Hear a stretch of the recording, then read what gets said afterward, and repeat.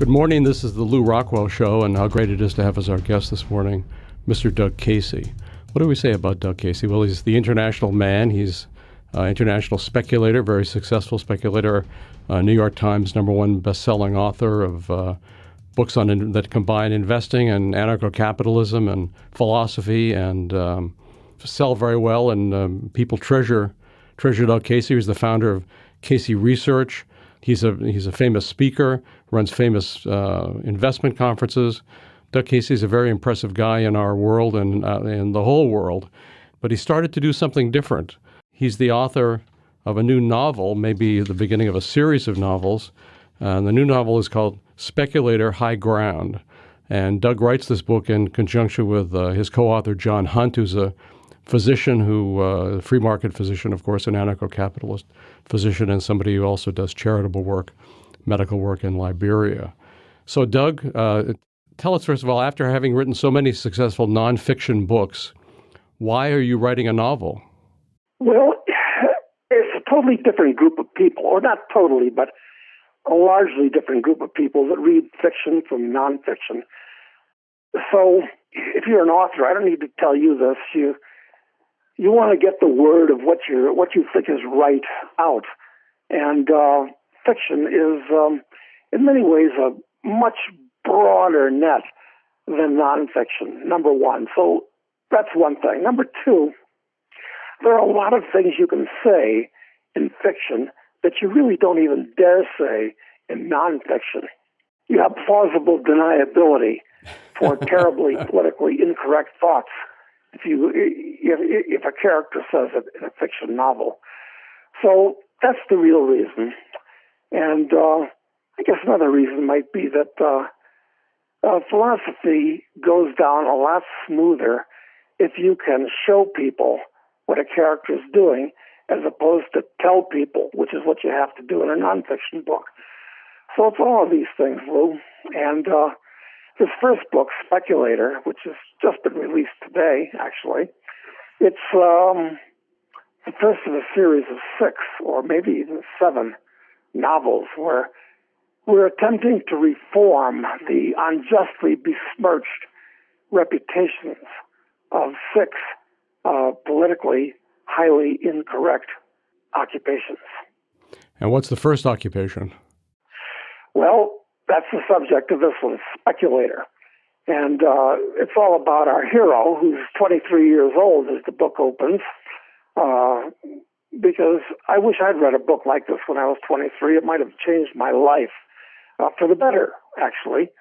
Our hero, who starts out with just a few $1,000s, gets into a mining exploration stock, and they are, incidentally, the most volatile class of securities on the planet. They regularly go 10 to 1, 50 to 1, 100 to 1. I've personally owned a stock that went 1,000 to 1. So it happens. So he goes on a mining tour to Africa, to the country of Gondwana, and discovers that the company that's made him a lot of money, made him a millionaire, is actually a huge fraud.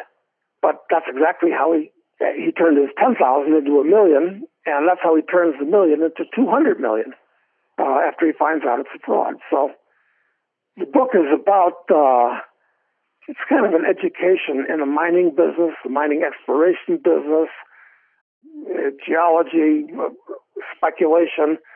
A big part of the book, of course, is what it's like to be on the ground in Africa. And a big part of the book is a bush war in Africa with child soldiers and all the rest of it. So I'm sure everybody wants to know how to put together their own child soldier army nowhere in Africa. Only the U.S. government would be interested in that. Well, actually, they do get very interested in it. And they wind up stealing. Charles makes $200 million, and they steal it from him. I don't want to give away too much of the plot, but that's what happens, and we explain how it happens, and that leads us to how he gets his money back in the next novel, where he becomes a drug lord. Because in this book is a morality tale in many ways. Even though there are some people that get killed, they're just people that need killing. So can you do that and still be on the ethical high ground? I'd say yes. Certainly, by the time we get to the fifth novel in the series, which is called Warlord, everybody thinks warlords are horrible people. We show that our hero, Charles, this is years in the future now, is a very ethical warlord. He takes a shithole country in Africa and turns it into Singapore on steroids. So what we're trying to do is show that you can be all these supposedly terrible things and be a good guy, a lovable guy. Doug, your books have a teaching purpose. I mean, you want to tell a great story. You want a story that grips people and makes them want to read this book and, of course, the subsequent books. But like Ayn Rand, you have a teaching purpose in your novels, too. Yes, although we've omitted, how many pages was John Galt's speech? Was it 80 or 100? I don't know. Yeah, no, it was gigantic. It was really, it was great, but it was nonfiction disguised as fiction in the form of that speech. But we've done a lot of this type of thing, explaining the right and wrong of things and the ethics of things, but I think in much more palatable, bite-sized pieces. But it is a morality tale because, I've read a lot of adventure novels, Jack Reacher novels, things like that. And, what they lack is a moral backbone where it's fun to watch the hero do things and learn something while he's doing it. But most of these novels that you buy in airports are morally ambivalent. So I don't know if anybody's done a book like this since Atlas Shrugged in the form of a novel. There probably have been. Maybe people like L. Neil Smith or Neil Schulman have. I'm not sure. But that's been a while ago. Who else is writing libertarian novels these days, Lou? Just you, Doug. I mean, I don't know. Well, I guess I've got it all to myself. That must be why we won the Leonard Reed Prize for the best libertarian novel this year, because they're not thick underfoot. So, Doug, you've obviously you've traveled all over the world. You've lived in so many different places. I was fascinated recently by your reports on your exploits in Zimbabwe.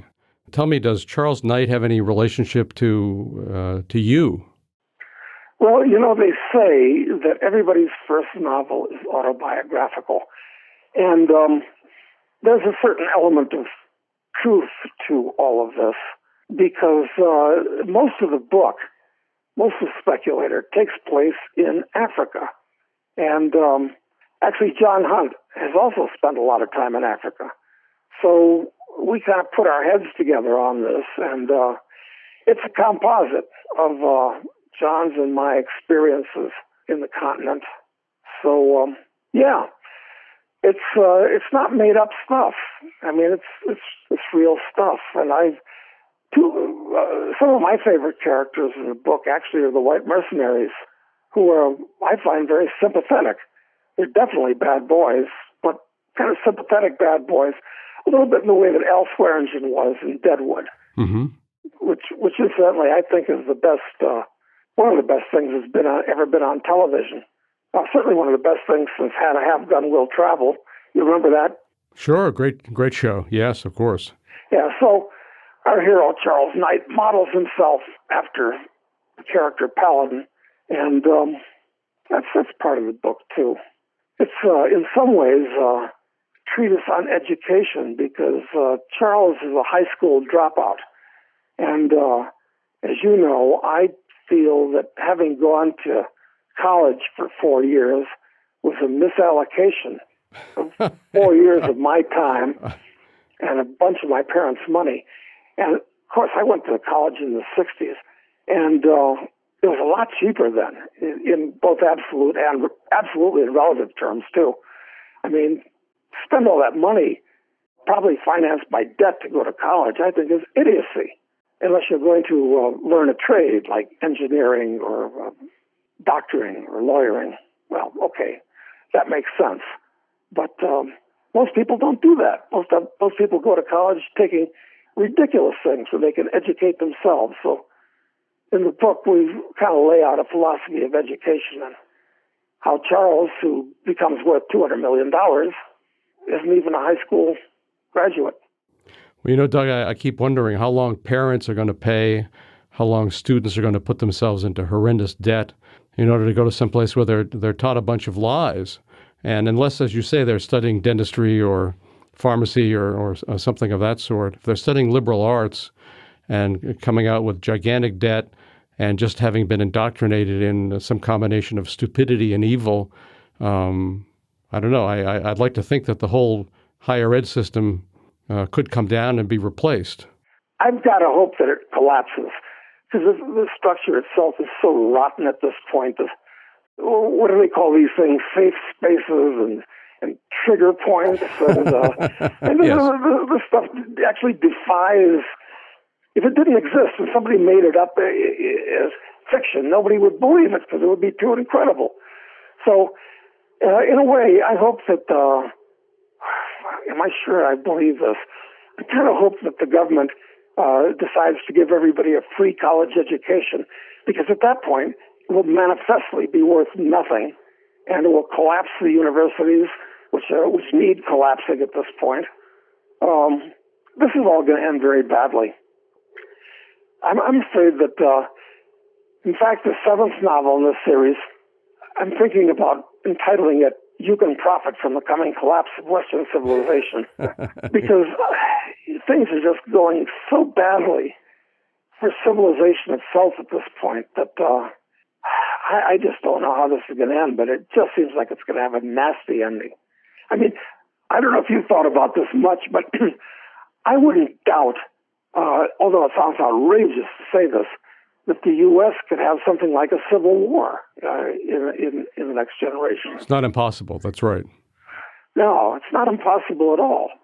Well, this is another reason, of course, why I think it makes sense to be internationally diversified. And I suggest that somebody, and I know that there's a lot of young people that are probably listening to this, if they're going to college, I'd cut their losses and take the money that they'd save and spend it traveling. You'll get a vastly better education and have much better adventures for everything that you might want in the way of drinking and partying if you want to do that, but that's not the main thing. And use that money that you fritter away on college as capital to start a business. And I suggest Africa, which is why we picked Africa as the situs for Speculator, because it's a continent where nobody goes, nobody visits, nobody travels there really. Well, they might take a safari in South Africa, but that's not the real Africa. So, I mean, you can go to any of these 50 countries in Africa and, it can really change your life for the better, I think. It's not like going to France or England. Everybody does that. And things that everybody does are not worth doing, essentially. At least when it comes to this type of thing, I believe. Well, Doug, you've lived in a lot of countries. You've made money in a lot of countries. So the fact that you're thinking that there's money to be made for young people in Africa, is this book, I won't say it's a how-to manual on that particular point, but it could be an inspiration to young people to consider doing business in Africa. Yes, that's exactly what was in the back of my mind in writing this. It's that I'm trying to, everybody tries to influence reality, everybody tries to change the world, but I think it's actually practical for somebody who's even 23, like Charles Knight is in the book, to go to some bizarre, godforsaken hellhole in Africa and do something because he's so unusual and out of the ordinary for the people that live in Africa to put himself in a position, in other words, to be a gigantic fish in a small pond, whereas here, if you stay in the U.S. or Canada or Europe, you're just like many, many millions of other people would have a similar background and similar knowledge and similar connections. So you don't have any marginal advantage. You're on a level playing field. And if you want to make money, I think you've got to get on an unlevel playing field where it's tilted to your advantage. So that's why I'm saying that, and that's what Charles does in the book. Do you think, Doug, do you want to name a country or two in Africa that you think people might consider? I know you're writing about a mythical country in your novel, but where if you had a young relative of 23 who was inspired by this book and wanted to go explore things, what would you suggest? Where would I go? South Africa is way too developed. I wouldn't go there. It depends on how rough and ready you want to be, how wild and crazy you want to be. You can go from very mellow countries like Namibia, gigantic country, I don't know, the size of bigger than Texas, and only 2 million people, most of them in one area. The whole country looks like Utah, still got a lot of Europeans of German extraction. That's very mellow, very nice, very interesting, and weird in its own way. I'd go there if you don't want to go off too far off the deep end. I would have said Mozambique, which I like a lot, which is on the Indian Ocean as opposed to the Atlantic Ocean. Once again, a country the size of California, 13 million people, but they seem to be slipping back into a civil war. So maybe that's going off too much off the deep end. Congo, really interesting. Maybe too much off the deep end. I'll tell you an interesting place that I was just there most recently, and I've been there a lot over the years, is Zimbabwe. It's not dangerous.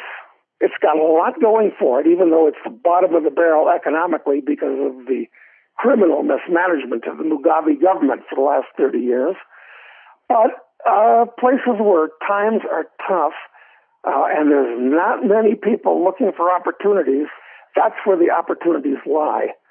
So, okay, Namibia, Zimbabwe, those are mellow, interesting, nice places to go.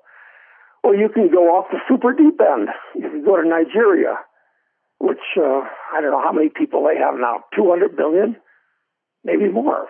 Maybe they have 225 million. Nobody knows. The north is Muslim, the south, but the thing people have to do is get on a plane and explore. In West Africa, the most mellow place to go, the easiest gradient, I say, is Ghana. And I'll tell you something. Years ago, I met a guy in Washington, D.C. when I was selling group insurance. And I met a guy named Yehuda Ben Yehuda. And I liked him and he liked me. I never sold him an insurance policy. It didn't matter. But he was an old Africa hand. And he told me, he said, Mr. Casey, if you go to the Gold Coast, which is what he called it, it just recently changed to Ghana, and you spend 5 years there, I promise you'll have 5% of everything going into the country and 5% of everything going out of the country at the end of that time. And I should have followed his advice. But I was going to follow his advice. In those days, I just wanted to put together $10,000 cash, which would keep me going, backpacking and living in student hostels and this kind of thing, and go around Africa. But, other things in life got in the way, and I didn't know what I knew now, and I should have done that. My whole life would have been different. But there were a lot of things that happened to me in Africa where if I'd taken a left turn as opposed to a right turn, my whole life would have been different. Better, worse, I don't know. It's hard to say. But exotically different is for sure. Well, Doug, I assume you're not going to be, unfortunately, writing a book about your experiences in Africa. But if people want to learn at least get a taste of what you experienced and what you find fascinating and profitable in that continent, they need to read your novels, starting with Speculator, High Ground. This is a new place for you. I think the fact that you know so much, you've traveled so much, you're cultured and educated despite having gone to college, and a very successful businessman and investor. So my bet is that this book is going to be very successful, and I certainly wish you all high sales on Amazon and elsewhere. And congratulations on doing this. Congratulations on the next 6 or 7 that are coming, or 5 or 6. And congratulations on all you do. Anybody who knows anything about Doug Casey knows anything he writes, anything he's got a hand in is fascinating. And you can learn and enjoy it at the same time, which is not the most usual experience in life. Well, thanks, Lew. And I appreciate the recommendation, because I really do think it's a very good novel and enjoyable to read, and I hope it changes a few people's lives for the better. So we'll see how the market receives it and rewards it in next year. Tremendous, Doug. Thanks so much for coming on the show today. And thank you, Lew. Bye-bye. Well, thanks so much for listening to the Lew Rockwell Show today. Take a look at all the podcasts. There have been hundreds of them. There's a link on the LRC front page. Thank you.